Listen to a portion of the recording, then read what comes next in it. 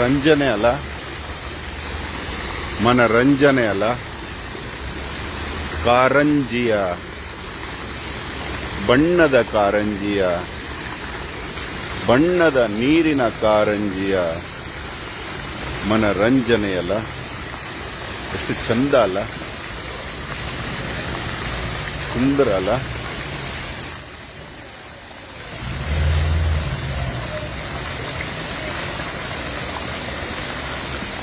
ಈ ರಂಜನೆ ಬರಬೇಕು ಅಂದ್ರೆ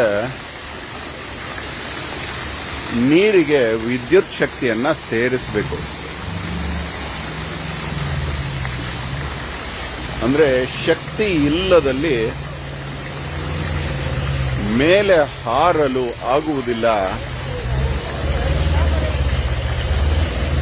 ಶಕ್ತಿ ಇಲ್ಲದೆಯೂ ಕೆಳಗೆ ಬೀಳಬಹುದು, ಜಾರುವ ಬಂಡೆಯಿಂದ ಜಾರಬಹುದು.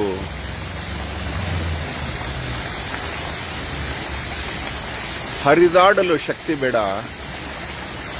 ಮೆರೆದಾಡಲು ಶಕ್ತಿ ಬೇಕು ಅಂತ ಕಲಿಸುತ್ತೆ ನೇಚರ್, ಪ್ರಕೃತಿ. ಹರಿದಾಡಲು ಶಕ್ತಿ ಬೇಡ, ಮೆರೆದಾಡಲು ಶಕ್ತಿ ಬೇಕು. ಮೆರೆದಾಟ ಬಡತನಕ್ಕೆ ಬುನಾದಿಯಾಗುತ್ತೆ. ಹರಿದಾಟ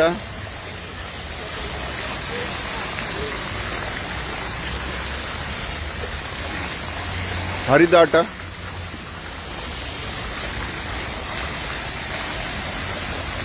ಶಕ್ತಿ ಕೊಡುತ್ತೆ. ಈ ನೀರು ಹೀಗೆ ಮೇಲೆ ಹಾರಬೇಕು ಅಂದ್ರೆ ವಿದ್ಯುತ್ ಶಕ್ತಿ ಬೇಕಾಗಿತ್ತು. ಆ ವಿದ್ಯುತ್ ಶಕ್ತಿ ತಯಾರಾಗಬೇಕು ಅಂದ್ರೆ ಜೋಗ ಜಲಪಾತದಂತಹ ಜಲಪಾತಗಳಲ್ಲಿ ನೀರು ಕೆಳಗೆ ಹರಿಯಬೇಕು. ನೀರಿನಿಂದ ನೀರು ನೋಡಿ, ಅಲ್ಲಿ ಹರಿದ ನೀರು ಇಲ್ಲಿ ಚಿಮ್ಮುತ್ತಿದೆ. ಅಲ್ಲಿ ನೀರು ಹರಿಯದಲ್ಲಿ ಇಲ್ಲಿ ಚಿಮ್ಮಲು ಸಾಧ್ಯವೇ ಇಲ್ಲ. ಮನುಷ್ಯನ ಜೀವನನೂ ಅಷ್ಟೆ. ಮೆರೆದಾಟ ಶಾಶ್ವತವಲ್ಲ. ಮೆರೆದಾಡಬೇಕು ಅಂದ್ರೆ ಜೀವನವೆಲ್ಲ ಹರಿದಾಡಬೇಕು ಅಂತ ಕಲಿಸುತ್ತೆ ಈ ಬಣ್ಣದ ಕಾರಂಜಿ. ಎಂತ ಸುಂದರ ಅಲ್ವಾ ಇದು? ಅದಕ್ಕೆ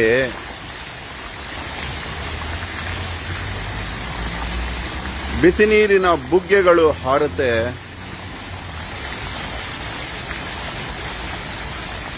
ಅಗ್ನಿ ಪರ್ವತವು ಹಾರುತ್ತೆ, ಒಡಲೊಳಗಿನ ಸಂಕಟ ಭೂಮಿ ಆಚೆ ಚಿಮ್ಮತ್ತೆ. ಆದರೆ ನೀರನ್ನ ಹೀಗೆ ಚಿಮ್ಮಿಸಿ ರಮಿಸುವುದಕ್ಕಿಂತ ಶಕ್ತಿ ಕೊಡುವ ಹರಿಯುವ ಜಲಪಾತದ ನೀರು ಪ್ರಾಕೃತಿಕ. ಹೀಗೆ ಮೇಲೆ ಚಿಮ್ಮಿ ಕೆಳಗೆ ಬೀಳುವ ನೀರು ಅಪ್ರಾಕೃತಿಕ. ಎಷ್ಟು ಮೇಲೆ ಹಾರಿದರೂ ಕೆಳಗೆ ಬೀಳಬೇಕು ಅನ್ನುವುದನ್ನು ಕಲಿಸುತ್ತೆ ಈ ಅಪ್ರಾಕೃತಿಕವಾದ ಬಣ್ಣದ ಕಾರಂಜಿ, ನೀರಿನ ಕಾರಂಜಿ. ಉದಾಹರಣೆಗೆ ಪ್ರಪಂಚದ ಅತ್ಯಂತ ಧನಿಕ ಮನುಷ್ಯ ಅಂತಿಟ್ಕೊಳ್ಳಿ. ಅವನು ಆ ಸೆಂಟ್ರಲ್ಲಿ ಚಿಮ್ಮುತ್ತಾ ಇದೆಯಲ್ಲ, ಅದೇ ಅವನೇ ಅತ್ಯಂತ ಎತ್ತರ ಹಾರ್ತಾ ಇದ್ದಾನೆ ಅಂತಿಟ್ಕೊಳ್ಳಿ. ಅವನು ಕೂಡ ಕೆಳಗೆ ಬೀಳ್ತಾ ಇದ್ದಾನೆ ಅನ್ನೋದನ್ನ ಮರಿಬೇಡಿ. ಅವನು ಕೂಡ ಕೆಳಗೆ ಬೀಳ್ತಾ ಇದ್ದಾನೆ ಅನ್ನೋದನ್ನ ಮರಿಬೇಡಿ. ನಮ್ಮ ತಿಯೋ ಎಳಿತಾ ಇದೆ, ನಿಮಗೆ ತೋರಿಸೋದು ಬೇಡ, ಏನು ಅವ್ರಿಗೆ ತೋರಿಸ್ತೀಯಾ, ನಮಗೆ ತೋರಿಸು ಅಂತ ಹೇಳ್ತಾ ಇದೆ. ಅವನು ನೋಡಿ, ಆ ಅತ್ಯಂತ ಐಶ್ವರ್ಯವಂತನಿಗೂ ಬೀಳುಗಳು ತಪ್ಪಿಲ್ಲ ಅಂತ ತೋರಿಸುತ್ತೆ. ಅತ್ಯಂತ ಅವನು ಐಶ್ವರ್ಯವಂತ ನೋಡಿ, ಅವನು ತಾನು ಹಾರಿ ತನ್ನ ಮೇಲೆ ಹಾಕೋತಾ ಇದ್ದಾನೆ ನೀರನ್ನ. ಈ ಸುತ್ತಲೂ ಇರುವಂತಹ ಸಾಮಾನ್ಯ ಜನ ತಾನು ಹಾರಿ ಆ ಧನಿಕನಿಗೆ ನೀರು ಹಾಕ್ತಾ ಇದೆ ನೋಡಿ, ಸೆಂಟರ್ಗೆ ನೀರು ಚಿಮ್ತಾ ಇದೆ, ತಮ್ಮ ಮೇಲೆ ಹಾಕ್ಕೋತಾ ಇಲ್ಲ ಅದು.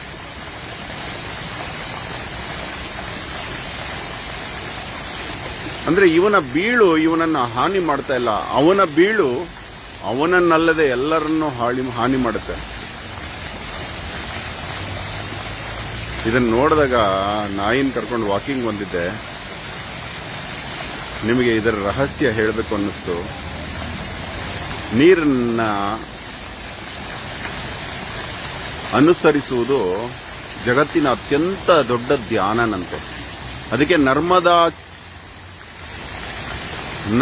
ನದಿಯನ್ನ ಯಾತ್ರೆ ಮಾಡ್ತಾರೆ. ನರ್ಮದಾ ನದಿಯನ್ನ ಆದಿಯಿಂದ ಅಂತ್ಯದವರೆಗೂ ನಡೀತಾರೆ ಜನ. ಹಾಗೆ ಅನೇಕ ನದಿಗಳಿಗೆ ನಡೀತಾರೆ, ನಮಗೆ ಗೊತ್ತಿಲ್ಲ. ಅದರ ಅರ್ಥ ಏನು ಗೊತ್ತಾ? ನೀರನ್ನ ಅನುಸರಿಸುವುದಕ್ಕಿಂತ ದೊಡ್ಡ ಧ್ಯಾನವಿಲ್ವಂತೆ. ನೀರನ್ನ ಅನುಸರಿಸಿದ್ರೆ ನಮಗೆ ಜ್ಞಾನೋದಯವಾಗತ್ತಂತೆ. ಜ್ಞಾನನೇ ನೀರು ಅಂತ ಹೇಳುತ್ತೆ ವೇದ. ಆಯತನವಾಂ ಭವತಿ ಅಂತ. ನೀರು ಅಂದ್ರೆ ಆಯತನ. ನಿಮಿಷ. ನೀರು ಅಂದ್ರೆ ಆಯತನ ಅಂತ. ಮೋಡ ಹೋಗುತ್ತೆ, ಕೆಳಗೆ ಬರುತ್ತೆ. ನೀರನ್ನ ಅನುಸರಿಸಿದವನು ದೇವರನ್ನ ಅನುಸರಿಸುತ್ತಾನೆ ಅಂತ.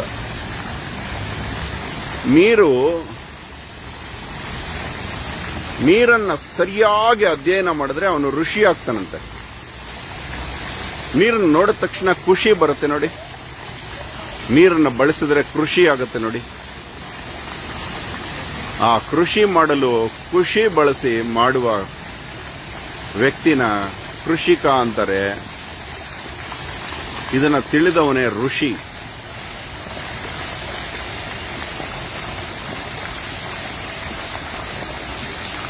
ಎಷ್ಟು ಸುಂದರ, ಎಷ್ಟು ನೋಡಿದ್ರೂ ಸಂತೋಷ ಆಗುತ್ತೆ.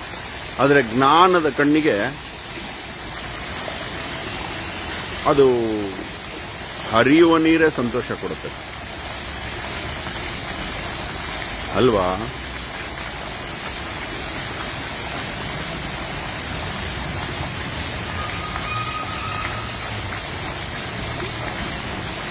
ಧನ್ಯವಾದ. ಅಹೋರಾತ್ರ.